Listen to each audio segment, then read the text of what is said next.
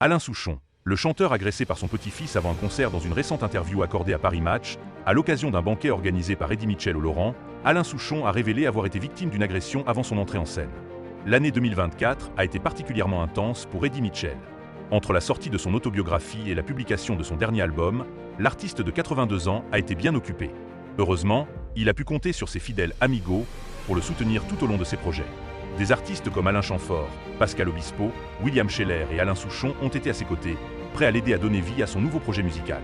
Pour exprimer sa gratitude envers ceux qui lui ont prêté main forte, Eddie Mitchell a décidé de privatiser le premier étage du restaurant Laurent, un établissement chic situé près des Champs-Élysées.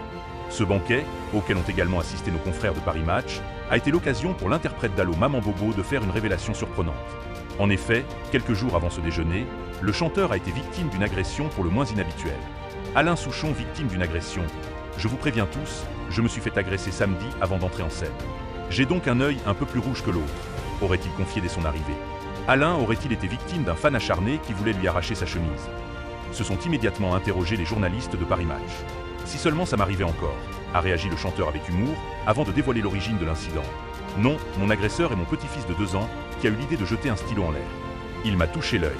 N'y voyez aucune tentative de déstabilisation de sa part, je suis sûr qu'il ne l'a pas fait exprès. L'artiste à cœur ouvert sur sa vie de famille, outre son impressionnante carrière musicale, Alain Souchon est un grand-père comblé.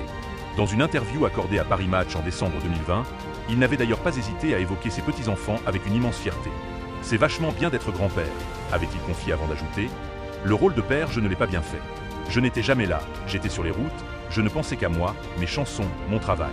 J'avais la tête ailleurs. » De touchantes déclarations de la part de celui qui, désormais, souhaite se rattraper en étant pleinement présent pour ses proches.